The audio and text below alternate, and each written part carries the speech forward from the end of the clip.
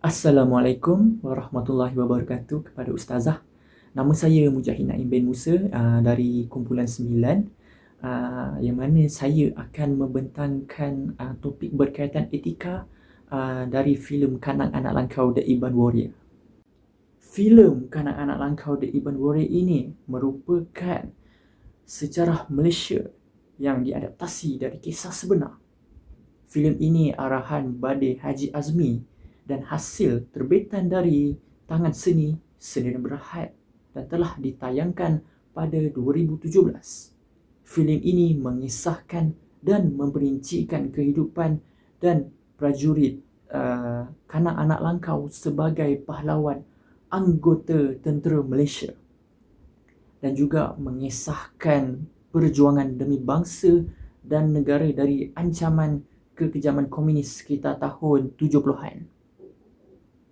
Watak kanak itu dilakonkan oleh anak mendiang itu sendiri yang bernama Langgi Anak Kanang dan dibantu oleh beberapa pelakon terhebat tanah air. Filem ini mengisahkan seorang bangsa Iban yang duduk di kawasan Ulu Pendalaman Sarawak, iaitu di Pulau Borneo. Beliau ketika usia muda telah diajar oleh datuk beliau tentang selok-belok hutan sehinggalah beliau menjadi seorang penjejak yang hebat dan juga pemburu yang hebat. Dan beliau ini mempunyai kepakaran yang tidak ada pada semua orang, iaitu beliau mampu membaca bunyi angin, mendengar bunyi nafas harimau, nafas singa dan juga mendengar degupan jantung pokok. Dan sekitar 1965 di mana ketika itu Sarawak telah diserang oleh kekejaman dan ancaman daripada komunis. Dan bukan sahaja di Sarawak tetapi di seluruh semenanjung Malaysia. Disebabkan kepakaran beliau, tentera British telah nampak bahawa kanak ini mempunyai satu kelebihan yang luar biasa dan beliau telah diserap oleh tentera British untuk menyertai mereka dalam pertempuran menentang komunis. Kerjaya Kanang bermula apabila beliau menyertai Regimen Ranger Sarawak sebagai Iban Tracker, di mana beliau telah dilantik sebagai Sarjan Major Regimen ke-8 dalam Angkatan Tentera Malaysia. Dan beliau bersama dengan pelakon beliau telah melawan dan menghapuskan kekejaman komunis sejak tahun 1948 sehinggalah 1983, di mana kekejaman komunis ini telah meluas bukan sahaja di Sarawak, malah telah masuk ke kawasan semenanjung, di mana telah meluas hingga ke Tanah Hitam Perak, di mana ketika itu beliau berjuang berhabis-habisan bersama pelakon beliau dan akhirnya beliau telah ditembak. Tetapi beliau tidak berputus asa. Beliau tetap gagah bangkit dan bangun untuk menentang kekejaman komunis pada ketika itu, sehingga beliau bersama pelakon beliau telah berjaya menumpaskan kekejaman komunis. Siapa kanak-anak langkau ni sebenarnya? Okey, beliau merupakan pegawai Warren 1 dan menerima gelaran Temenggung Datuk Kanang Anak Langkau. Beliau dilahirkan pada 2 Mac 1945 di Julau, Sarawak. Beliau ialah anggota tentera yang berasal dari komuniti Dayak, iaitu berbangsa Iban. Dan beliau merupakan Regimen Ranger Diraja dan Sarjan Major Regimen kepada 8 Ranger dalam ATM. Beliau juga telah menerima beberapa anugerah dari YDPA almarhum Sultan Ahmad Shah pada 1981. Antara anugerah yang beliau peroleh ialah Panglima Gagah Berani, Seri Pahlawan Gagah Perkasa dan Panglima Gemilang Bintang Kenyalang.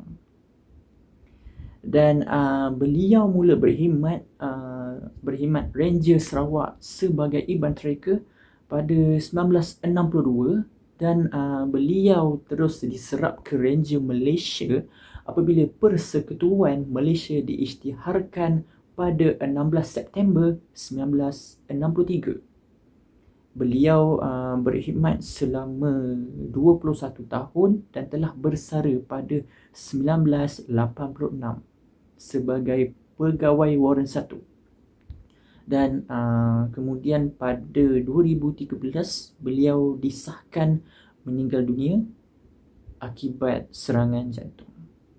Dan itu sahaja pembentangan daripada saya. Kini saya akan serahkan kepada pembentang seterusnya. Terima kasih. Saya akan meneruskan pembentangan seterusnya. Seterusnya kita pergi kepada elemen budaya yang terdapat dalam filem ini. Antara elemen budaya tersebut ialah seperti budaya pemakaian yang telah diselitkan. Budaya pemakaian tersebut ialah seperti mari empang. Mari empang adalah merupakan pakaian wanita dan pakaian ini merujuk kepada hiasan gubahan manik yang dipakaikan pada leher. Hiasannya yang dibuat daripada manik ni merupakan hiasan tradisi kaum wanita bagi suku kaum Iban. Seterusnya ialah baju burung. Baju burung adalah merupakan pakaian tradisional lelaki. Pakaian ini biasanya digunakan bagi macam untuk menyambut kedatangan tetamu ataupun juga semasa tarian ngajat. Pakaian ini selalunya bercorak warna merah terang dan pakaian ini dia ditenun menggunakan kaedah yang sama seperti untuk menghasilkan songket. Tapi hasilnya selalunya halus. Budaya pakaian yang terdapat seterusnya ialah lanjang ataupun ketapu. Lanjang ataupun ketapu ni adalah dipakaikan di atas kepala. Pakaian ini diperbuat daripada rotan dan dianyam mengikut kehendak corak masing-masing.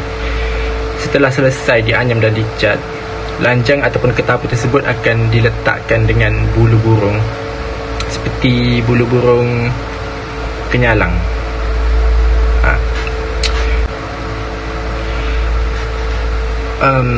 Seterusnya, elemen budaya yang seterusnya ialah budaya adat resam.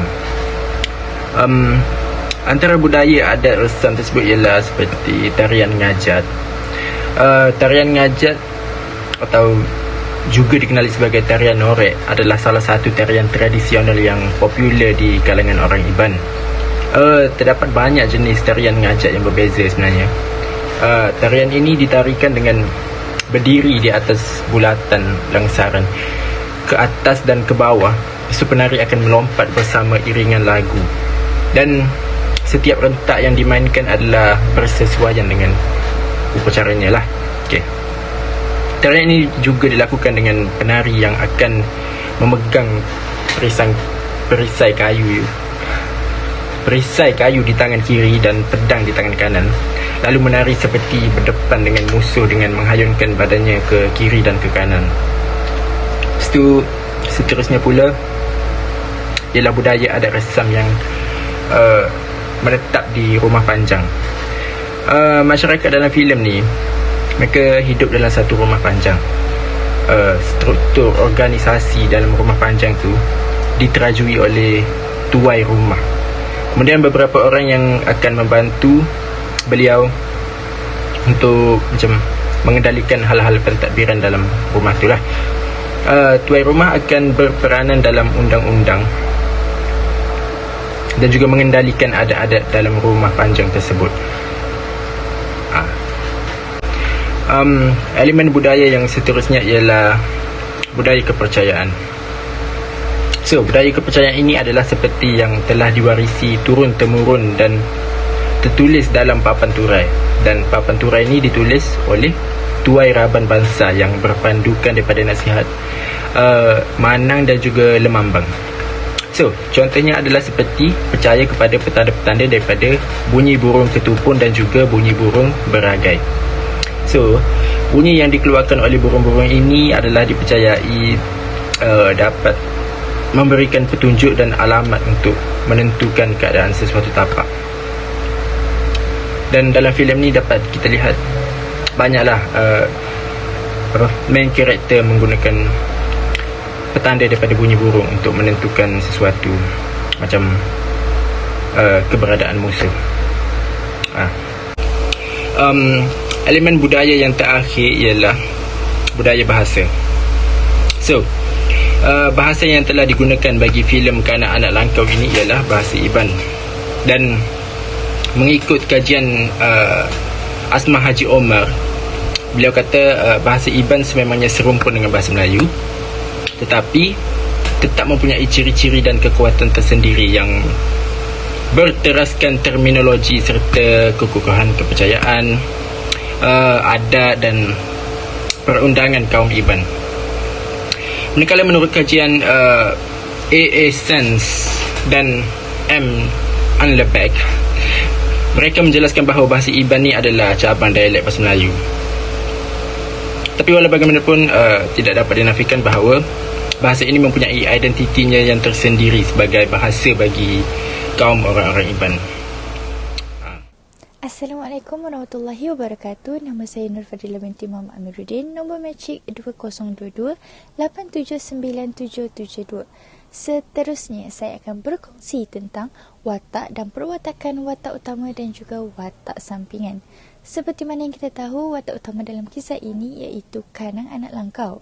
Beliau dilahirkan di karangan Manuk Nanga, Meluan pada 2 Mac 1945. Beliau berbangsa Iban dan juga beragama Pagan dan juga merupakan anak kelima dari 6 orang adik-beradik. Ibu bapa telah berpisah dari kecil dan beliau tinggal bersama datuk dan neneknya di kampung. Beliau mula memasuki bidang ketenteraan secara tidak sengaja pada 21 April 1962 dan mempunyai jawatan tertinggi iaitu Pegawai Warren 1. Untuk pendekkan cerita, beliau telah bersara pada tahun 30 Mei 1986. Baik, seterusnya kita beralih kepada perwatakannya. Perwatakannya adalah beliau seorang yang nakal dan buas semasa kecil. Tetapi beliau seorang yang berdikari kerana sewaktu remaja, beliau melakukan pelbagai kerja. Beliau juga seorang prajurit yang bertanggungjawab dan sanggup berkorban demi negara.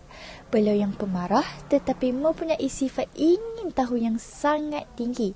Selain itu, beliau juga mempunyai kebolehan yang sangat luar biasa. Beliau dapat mengesan musuh seperti menjangka sama ada musuh ada atau tidak berdasarkan petunjuk seperti bunyi ranting patah, bunyi binatang atau kesan-kesan yang ditinggalkan musuh.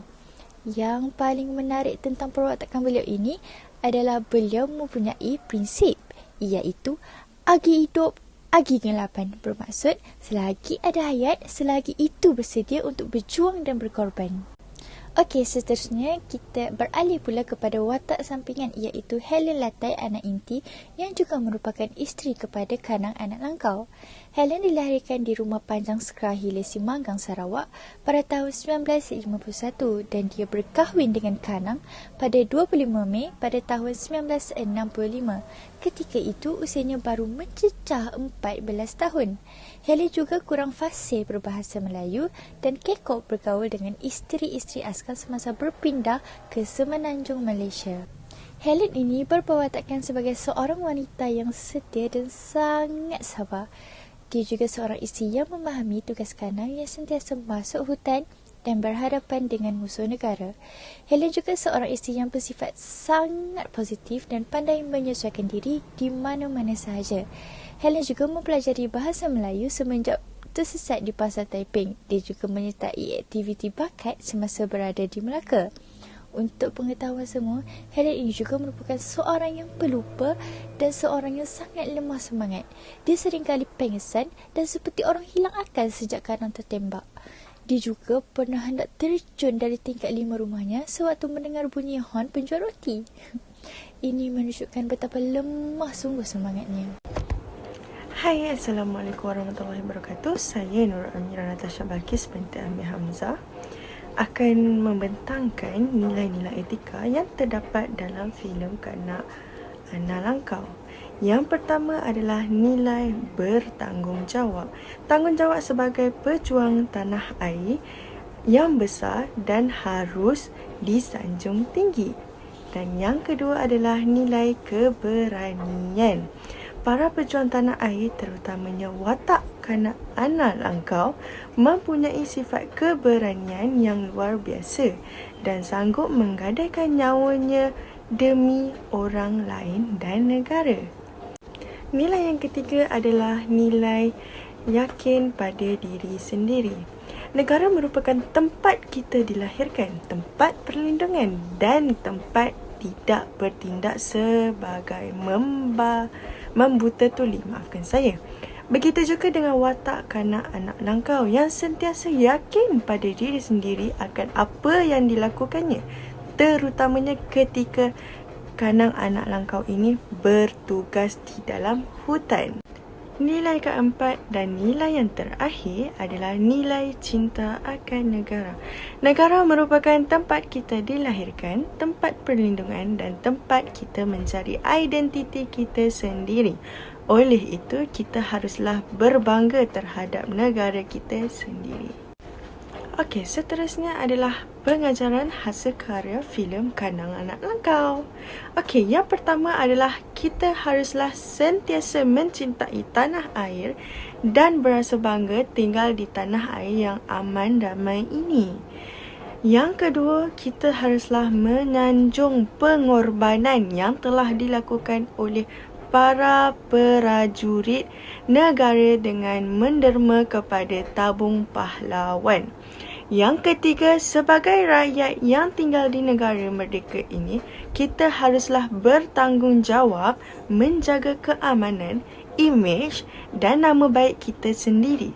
Dan yang keempat, janganlah kita mementingkan diri sendiri, kelak dibenci orang. Yang kelima adalah kita tidak seharusnya berasa takut dalam perjuangan untuk mencapaikan kejayaan kita sendiri.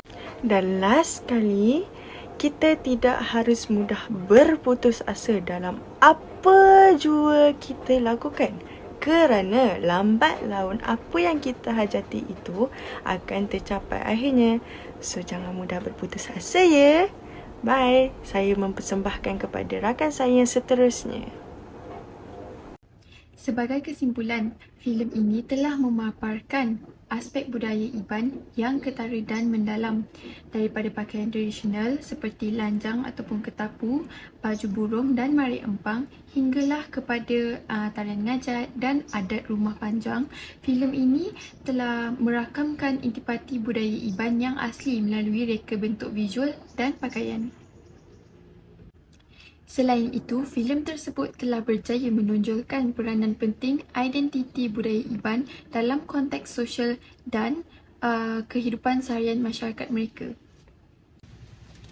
Filem ini menggabungkan kepentingan budaya kepercayaan, mempamerkan bunyi tradisional burung ketupuk dan burung beragai. Ini adalah penjelmaan persepsi orang Iban tentang kosmos dan kepatuhan mereka terhadap kepercayaan ini dalam kewujudan mereka seharian. Tambahan pula, menggunakan bahasa Iban sebagai medium utama di dalam filem tersebut menambah aspek budaya dengan memberikan rasa kepribadian kepada penduduk Iban. Melalui gabungan unsur budaya yang mahir, filem ini membawa penontonnya ke dunia budaya Iban yang menawan, memberikan mereka warisan budaya yang berharga. Ia memupuk penghayatan dan pemahaman yang mendalam kepada penonton tentang adat, tradisi dan kepercayaan orang Iban, dan dalam pada masa yang sama juga menyampaikan kisah inspirasi keberanian Kapten Kanang Anak Langkau. Secara keseluruhannya, filem Kanak-Kanak Langkau banyak memberi pengajaran, antaranya adalah patriotisme, pengorbanan, keazaman, sikap tidak egois dan banyak lagi. Ia dapat menjadi sumber inspirasi dan akhlak yang baik yang dapat dicontohi dan diamalkan dalam kehidupan seharian. Selain itu, ia juga merupakan sebuah medium visual yang menarik dan dapat memberi penghormatan kepada budaya Iban yang unik. Filem tersebut telah memberikan penonton peluang untuk menghayati keunikan dan juga keindahan budaya Iban sambil mengekalkan nilai-nilai dan warisan budaya yang berharga. Hasil dari filem tersebut bukan sahaja dapat menghiburkan penonton tapi juga dapat memberikan kesedaran seperti tentang pentingnya menghormati legasi keberanian dan ketabahan para pahlawan Selain itu, ia juga dapat memupuk kebanggaan dan penghargaan negara terhadap budaya Iban. Sekian dari saya, terima kasih.